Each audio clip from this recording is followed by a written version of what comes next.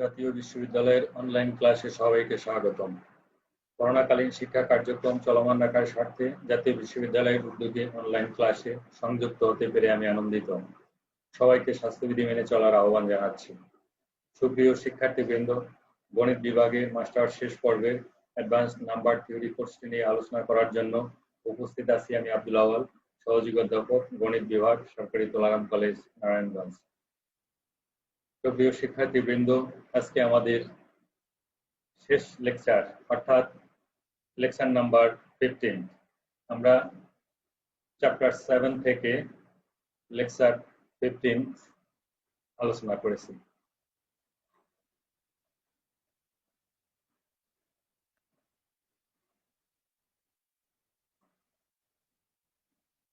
আমরা আজকে থিওরাম 4 নিয়ে আলোচনা করব।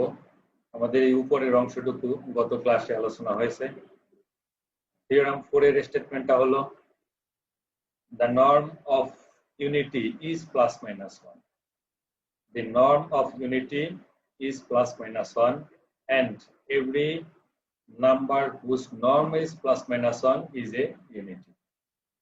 যদি কোনো সংখ্যার norm plus minus, the norm of unity norm হবে plus minus 1, উল্টো ভাবে যদি কোনো সংখ্যার norm হয় plus minus 1 তবে সেই সংখ্যাটি হবে unity।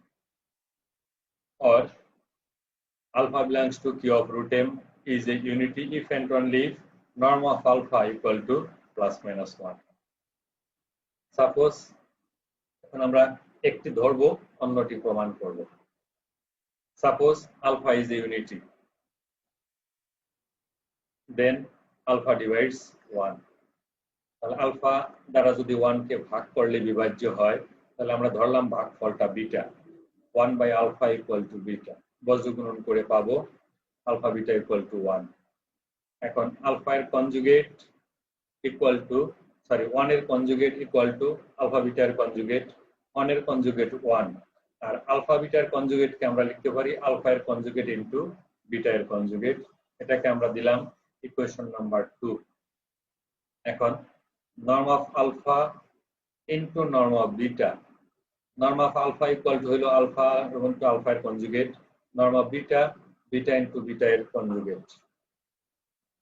এটাকে আমরা একটু সরলীকরণ করে লিখতে পারি আলফা বিটা ইনটু আলফা এর কনজুগেট বিটা এর কনজুগেট। আবার আলফা এর কনজুগেট বিটা এর কনজুগেট এটার পরিবর্তে লিখতে পারি আলফা বিটা এর কনজুগেট। এখন আলফা ইনটু বিটা আবার আলফা ইনটু বিটা এর কনজুগেট ইকুয়াল টু হলো 1। Since norm alpha norm beta belongs to z, so norm of alpha equal to plus minus 1. এখানে যে আমরা 1 লিখলাম 1 এবং 2 অনুযায়ী।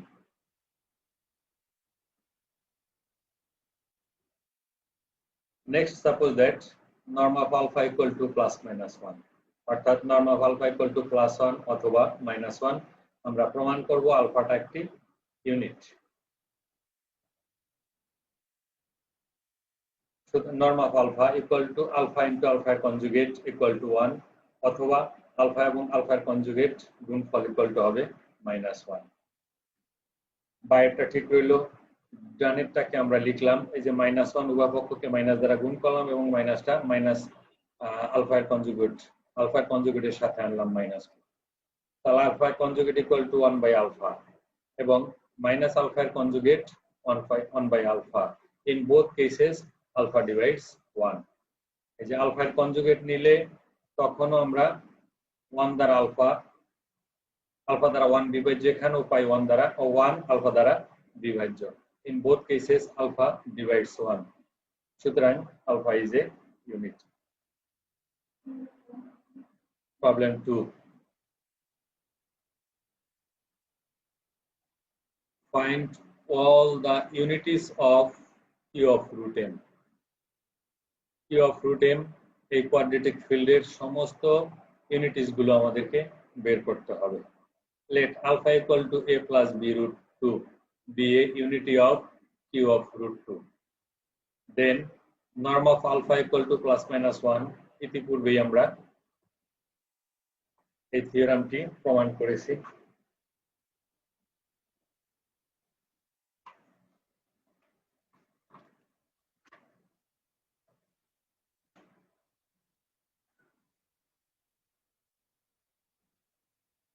বা এটাকে লিখতে পারি alpha equal to a plus b root 2 equal to plus minus 1।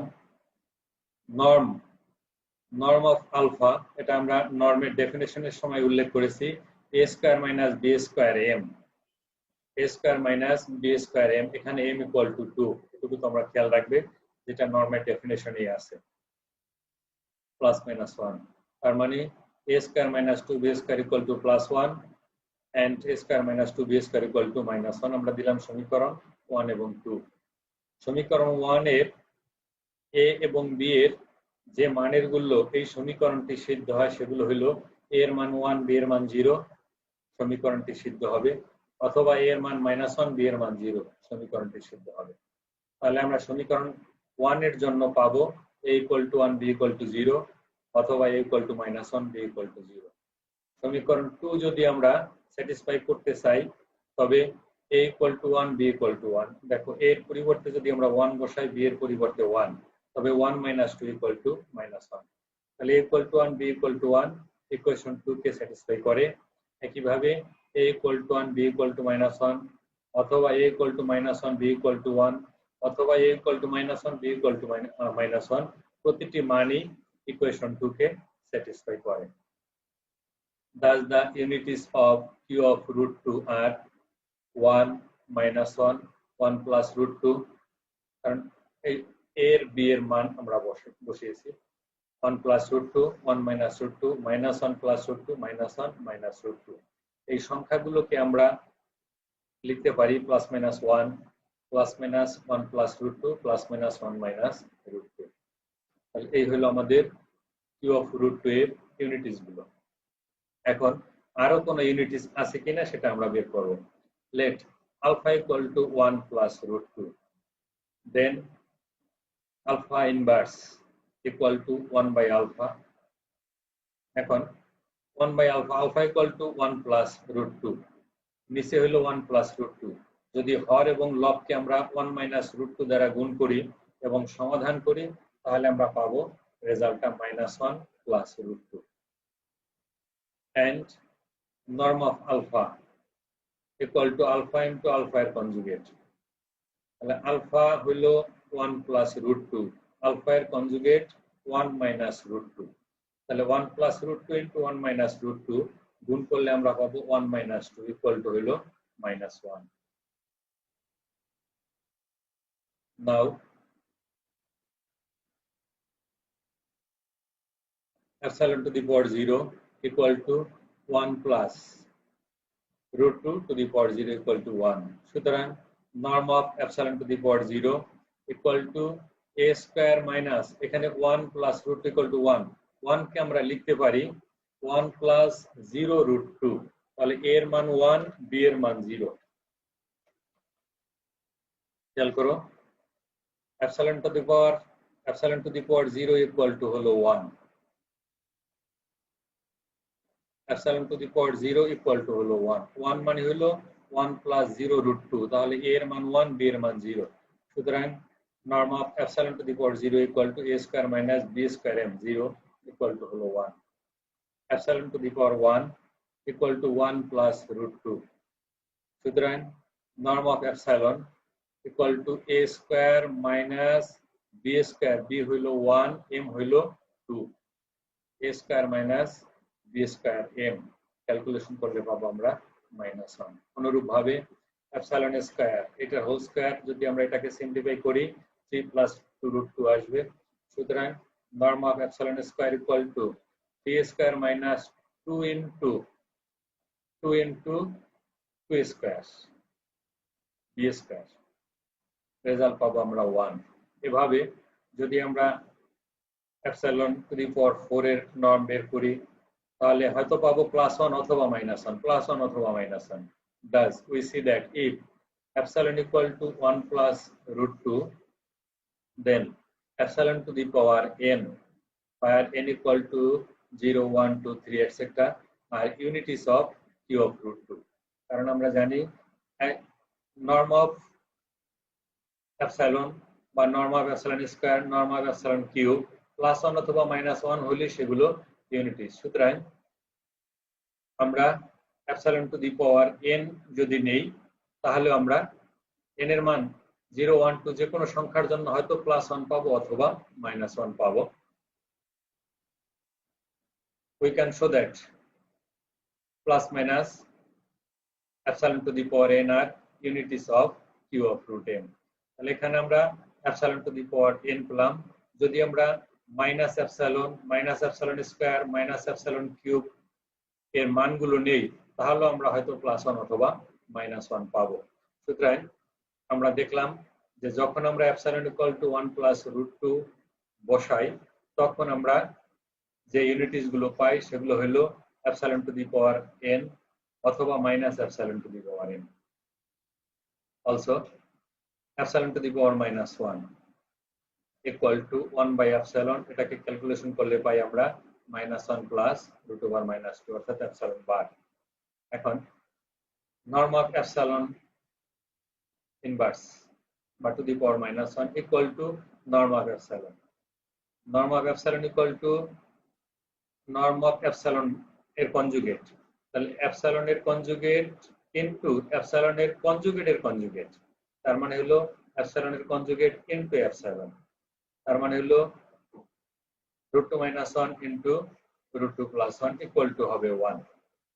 সুতরাং epsilon to the power -1 is a unity in q of root n।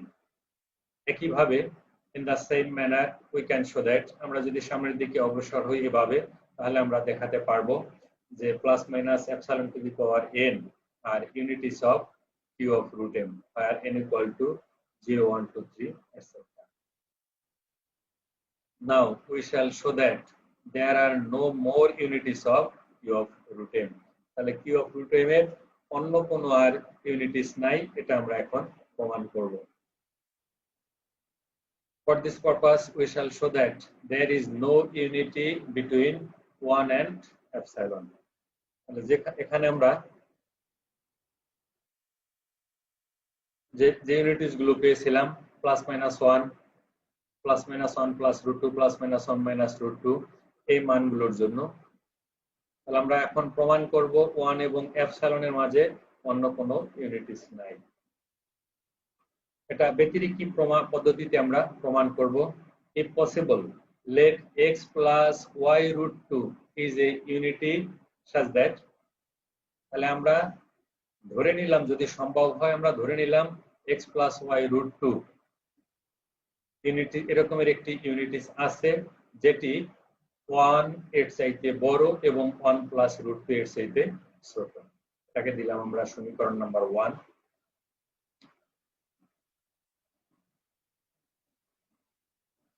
এখন যদি আমরা রিলেশন 1 কে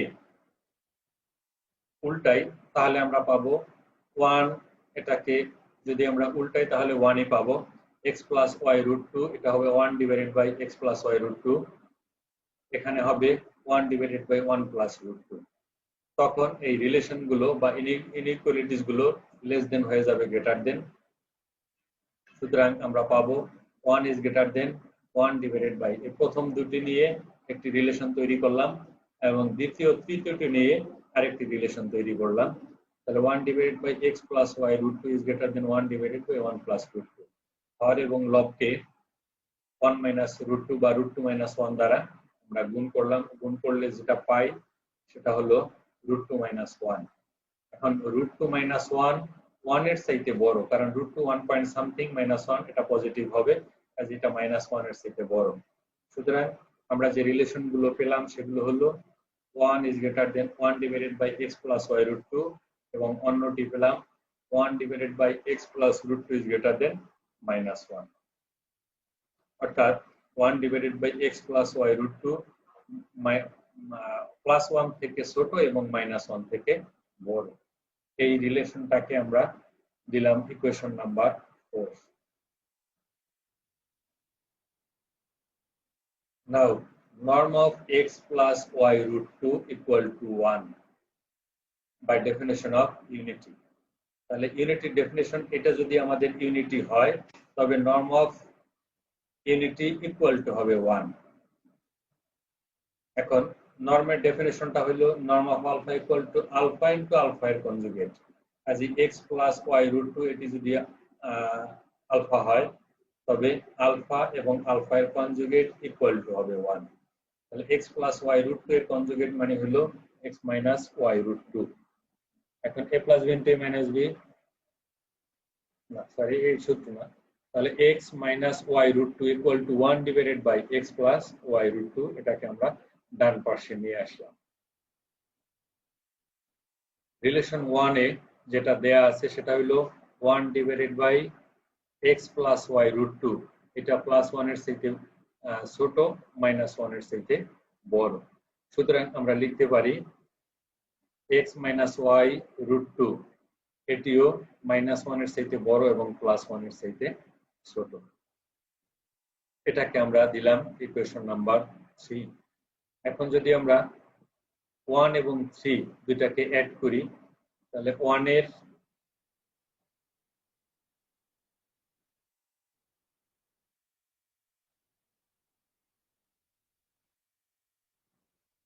এর বাম পক্ষে আছে 1 3 এর বাম পক্ষে আছে -1 যোগ করলে আমরা পাবো 0 1 এর মাঝের অংশে আছে x plus y root 2 3 এর মাঝের অংশে আছে x minus y root 2 add করলে আমরা পাবো 2x ডান পাশে 1 এর ডান পাশে আছে 1 plus root 2 3 এর ডান পাশে আছে 1 সুতরাং অ্যাড করলে আমরা পাবো 2 plus root 2 এখন আমরা প্রতিটি পক্ষকে যদি 2 দ্বারা ভাগ করি তাহলে পাবো 0 less than x less than 1 plus 1 by root 2 এবং 1 plus 1 by root 2 is less than 2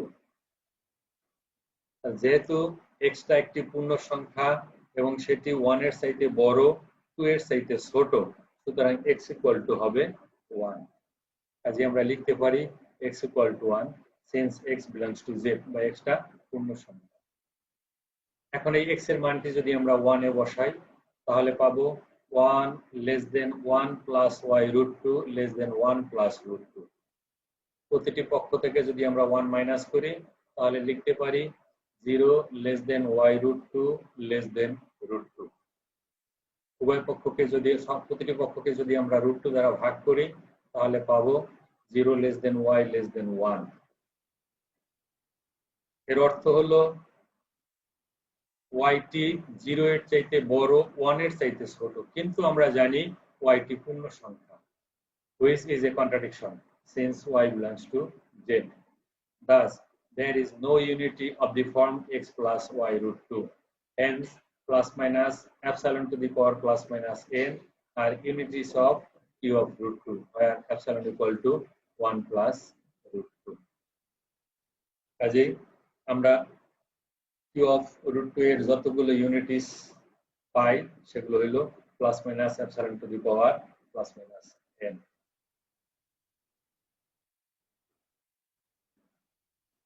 এবারে আমরা আলোচনা করব থিওরাম 3 নিয়ে theorem 6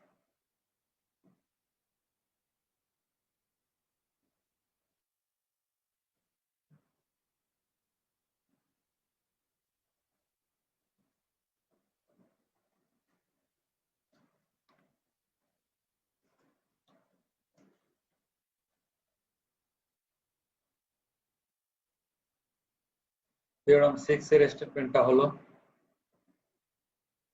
there are just 5 complex Euclidean quadratic fields Q of M namely VIZ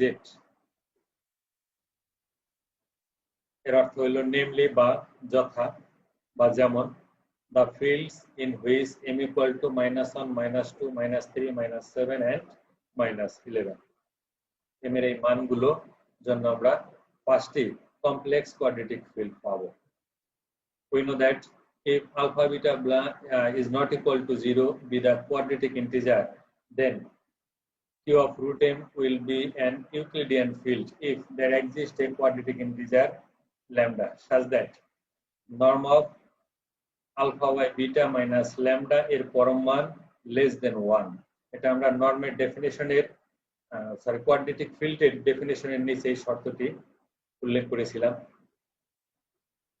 let alpha by beta equal to r plus s root m তাহলে alpha by beta এর পরিবর্তে আমরা r plus s root m লিখলাম, যেখানে rs belongs to q. There are two cases. Case 1, when m does not congruent 1 mod 4.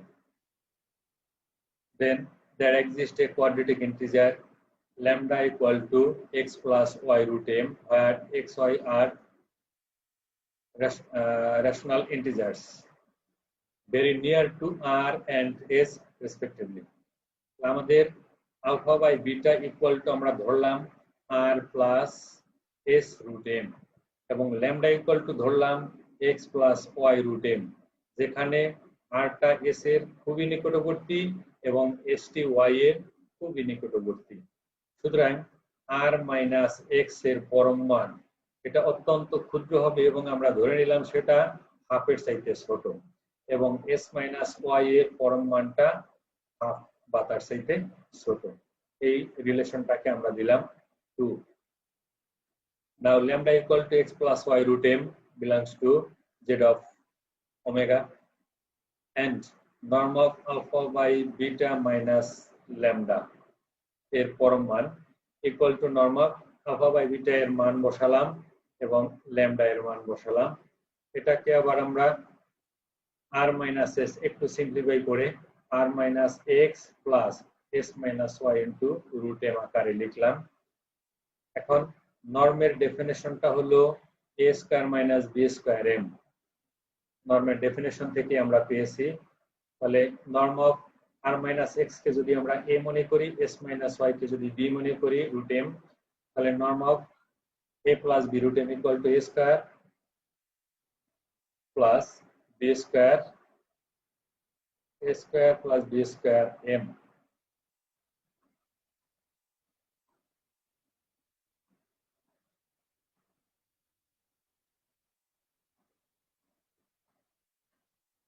এখানে মনে হয় একটু ভুল হয়েছে, a square minus b square m হবে। আর এটাকে আমরা এভাবেও লিখতে পারি যদি আমরা মাইনাস কমন নেই,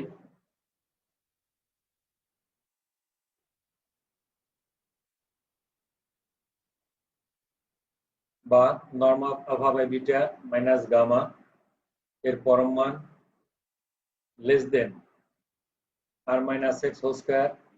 অর্থাৎ আমরা জানি a প্লাস বি এর পরম মান is less or equal to a এর পরম মান প্লাস বি এর পরম মান। যখন আমরা এখানে পরম মানটা ছিল এক অর্থে, যখন আমরা পরম মানটা ভিন্ন করে দেব তখন ডান পক্ষটা হয়ে যাবে বড়। r মাইনাস এক্স এটা ধরেছি আমরা 1/2, তার হোল স্কয়ার হবে 1/4। s মাইনাস ওয়াই ধরেছি হাফ, তার বর্গ করলে হবে 1/4। সুতরাং এই পক্ষটি হবে আরো বড়, 2 অনুযায়ী আমরা এই রিলেশনটা লিখলাম। যখন m ইকুয়াল টু -1 যদি বসাই, তাহলে 1/4 প্লাস 1/4 এই অংশটি 1 এর চাইতে ছোট হয়। অর্থাৎ m ইকুয়াল টু -1 বসাইলে বাম পক্ষটি 1 এর চাইতে ছোট হয়। যদি আমরা -2 বসাই, -2 বসালে তাহলে 2/4 মানে হলো 1/2, তাহলেও বাম পক্ষটি 1 এর চাইতে ছোট হয়। When m equal to -1, -2, then q of root m will be an Euclidean field. আমরা জানি less than -1 হলেই Euclidean field হবে। If m less than -3, then alpha by beta equal to 1/2 plus 1/2 root m has no quadratic integer alpha, lambda. Since এখানে আমরা এটা দেখালাম যে alpha by beta equal to যদি আমরা half plus half root m ধরি, যখন m টা -3 এর চাইতে ছোট, তখন আমাদের norm of alpha by beta minus lambda এর পরম মান আসে নর্ম অফ, এটাকে আমরা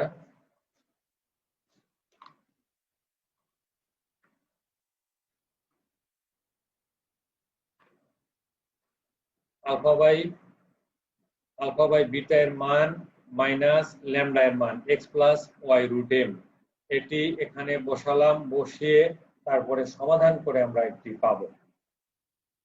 সুতরাং a square plus b square M,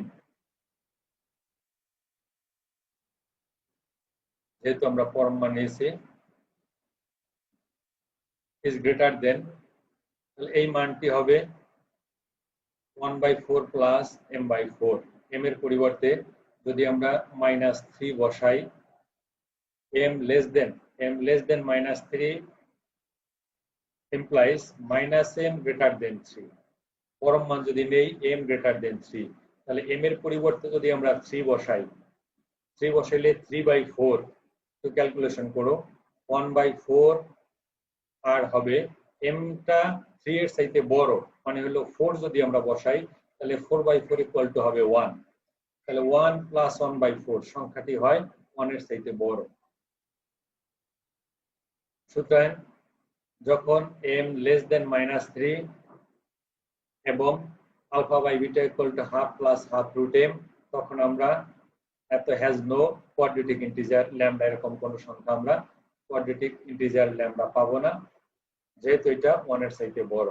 case 2, let m congruent to 1 mod 4. In this case, we take the number y very near to 2s and then the integer x very near to r minus s by y. তাহলে এবার আমরা যখন m congruent to 1 mod 4 অর্থাৎ m টা সাইডের গুণিতকের চাইতে এক বেশি, তখন আমরা y টাকে নিলাম 2s এর খুব নিকটবর্তী একটি সংখ্যা এবং x টিকে নিলাম r minus s by y এর খুব নিকটবর্তী একটি সংখ্যা হিসাবে। সুতরাং 2s minus y টা হবে হাফ বা তার চাইতে ছোট আমরা ধরে নিলাম, এবং r minus y by 2 minus x, এই পার্থক্যটি হবে অত্যন্ত ক্ষুদ্র এবং সেটি আমাদের হাফ বা তার চাইতে ছোট। এটাকে আমরা লিখলাম রিলেশন 3 হিসাবে। if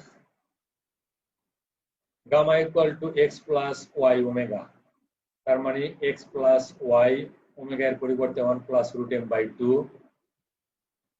যেখানে omega belongs to gamma belongs to z of omega, and এটার যদি আমরা নর্ম বের করি, এই মানগুলো যদি আমরা বসাই, আলফা বাই বিটা এবং ল্যামডা এর গামা এর মান বসিয়ে যদি আমরা সমাধান করি, তাহলে আমরা পাবো এই r minus x plus y by 2 এর হোল স্কয়ার মাইনাস s minus y by 2 এর হোল স্কয়ার ইনটু m এর পরম মান, implies বাম পক্ষ রইল লেস অর ইকুয়াল টু, আমরা যদি পরম মানটা ভিন্ন ভিন্ন করে দেই তাহলে ডান পক্ষটা হবে বড়।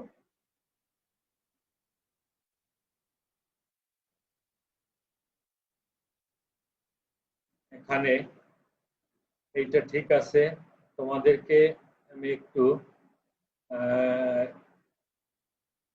এখানে একটু ভুল, এটা না, এখানে ভুল নাই, এখানে হবে এই প্রথমটা square plus m into a square minus m b square, a square minus m b square, কিন্তু যদি লেস অর ইকুয়াল টু এখানে হবে মাইনাস, যখন লেস অর ইকুয়াল টু লিখবো তখন সেটা হয়ে যাবে বড়।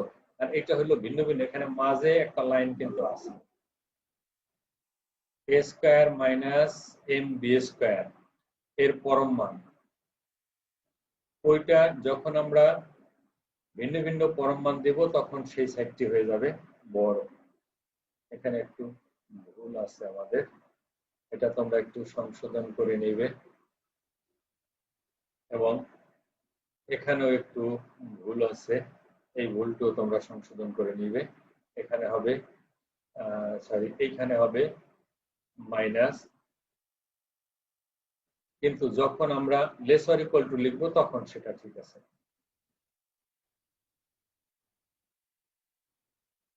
এটা ঠিক আছে, less or equal to a স্কয়ার প্লাস mb স্কয়ার। এখন r মাইনাস x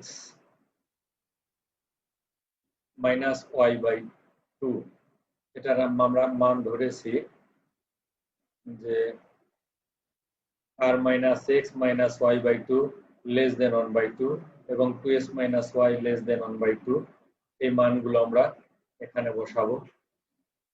যেহেতু আমার সময় খুবই কম, সুতরাং আমি একটু তাড়াহুড়া করতেছি।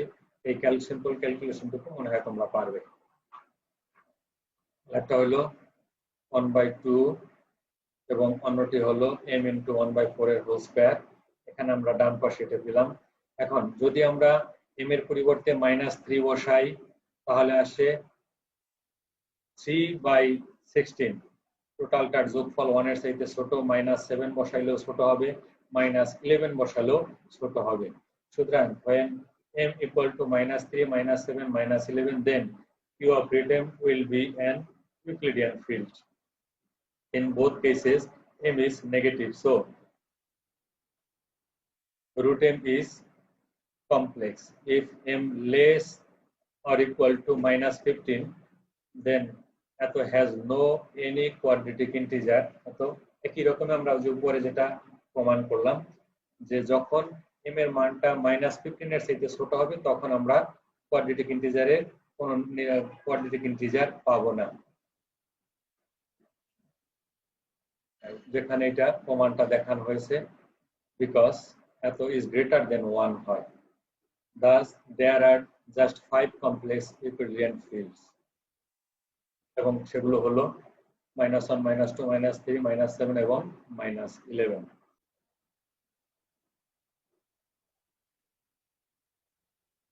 সুপ্রিয় শিক্ষার্থীবৃন্দ, এবারে আমরা প্রবলেম 3 নিয়ে আলোচনা করব। প্রবলেম 3 এর স্টেটমেন্টটা হলো show that q of √23 is not Euclidean field. If q of √23 were Euclidean, then there were xy belongs to z associates with r equal to 0, s equal to 7 by 23, such that n of norm of r minus x plus s minus y into √m এর পরম মান less than 1। আমরা জানি Euclidean field হইতে হলে norm epsilon এর পরম মান less than 1 হতে হবে। এটাকে আবার আমরা লিখতে পারি a square minus mb square less than 1। এখন r এবং s এর মানটি যদি আমরা এখানে বসাই তাহলে পাবো, এবং সিম্পলিফাই করার পরে পাবো আমরা 23x square minus 23 minus 7 whole square এর পরম মান less than 23। এখন যদি আমরা 23x square minus 23 into y minus 7 whole square equal to যদি t ধরি এবং এটাকে পরে আমরা একটু সিম্পলিফাই করি তাহলে t এর মানটা পাবো 23 into x square minus 23y square plus 14y minus 49। এখন t থেকে যদি আমরা -49 মাইনাস করি তাহলে বাকি অংশটুকু আমাদের 23 দ্বারা বিভাজ্য হবে। সুতরাং t কে আমরা লিখতে পারি t congruent -49 mod 23।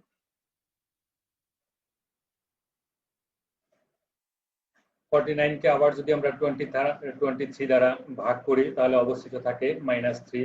As a reduced ফর্মে আমরা লিখতে পারি t congruent -3 mod 23। যেহেতু t less than 23 এখানে বলা আছে t এর মান ধরেছি আমরা এটি 23 এর চাইতে ছোট। since t এর পরম মান less than 23, সুতরাং t এর মান হবে -3 অথবা 20। যে t এর মান যদি আমরা -3 বসাই, -3 মাইনাস -3 0, রেজাল্ট হয় 0, 23 দ্বারা বিভাজ্য। অথবা যদি 20 বসাই 20 মাইনাস -3 তার মানে হলো 23 রেজাল্ট, সেটি 23 দ্বারা বিভাজ্য। সুতরাং t congruent -3 mod 23 এই রিলেশন থেকে আমরা পাই t equal to 3 or t equal to 20। যখন আমরা t equal to -3 ধরব, if t equal to -3 then t equal to এই রিলেশন থেকে আমরা পাবো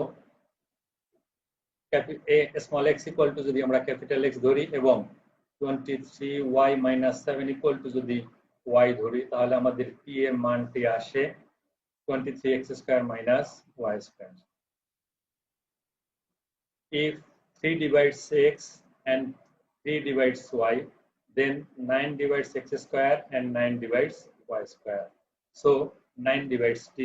অর্থাৎ x square 9 দ্বারা বিভাজ্য, y square 9 দ্বারা বিভাজ্য, সুতরাং ডান পক্ষটি 9 দ্বারা বিভাজ্য।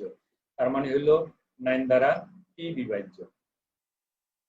সুতরাং t does not divides x and y. কারণ হলো যে t equal to -3, -3 9 দ্বারা বিভাজ্য হতে পারে না, সুতরাং t does not divides x and y. 3 দ্বারা x এবং y বিভাজ্য হতে পারে না, যেহেতু এটা ইম্পসিবল সিমালটেনিয়াসলি। এবারে আমরা ধরলাম 3 divides x and 3 does not divides y. যদি 3 দ্বারা y বিভাজ্য না হয়, এদিকে একটু খেয়াল করো, 3 দ্বারা y বিভাজ্য না হয় তবে অবশিষ্ট থাকবে 1 অথবা 2। এটাকে আমরা রিডিউসড ফর্মে লিখতে পারি y congruent 1 or -1। এর পরিবর্তে লিখতে পারি y square congruent 1 mod 3 minus y square congruent -1 mod 3 minus y square হলো -1 এবং t equal to 23x square, এটা 23 দ্বারা বিভাজ্য, আর -y square equal to হলো congruent -1 mod 3। সুতরাং আমরা লিখতে পারি t congruent -1 mod 3 এই রিলেশন থেকে। সুতরাং when 3 does not divide y, then t congruent -1 mod 3, since y square congruent 1 mod 3 এখানে রিলেশনটা দেয়া আছে, hence t equal to -3 is not possible. if একইভাবে আমরা দেখাতে পারবো 3 does not divide x and 3 divides y, একই ক্ষেত্রে আমরা ওই একই রেজাল্ট পাবো। if t equal to 20, then both x and y are not divisible by 5, since যদি 5 divides x and 5 divides y, তাহলে 25 বর্গ যদি করি 25 divides x square and 25 divides y square, তার মানে হলো 25 divides t, কিন্তু t equal to 20, as if 25 divides t, which is not possible. So 5 does not divide, 5 divides x and 5 divides y is not possible. এবারে আমরা ধরলাম 5 divides x and 5 does not divides y. যদি y 5 দ্বারা বিভাজ্য না হয় তাহলে অবশিষ্ট থাকবে 1 অথবা 2 অথবা 3 অথবা 4।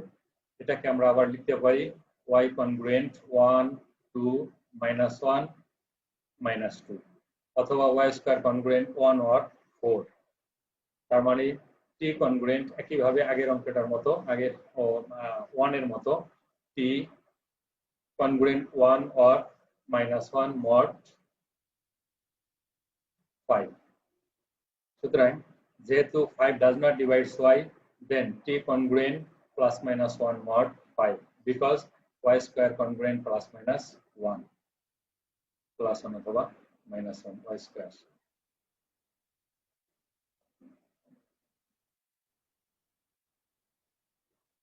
সুতরাং t equal to 20 is not possible. একইভাবে আমরা দেখাতে পারি 5 does not divide 6 and 5 divides y, এই ক্ষেত্রেও আমরা একই রেজাল্টে এসে পৌঁছবো।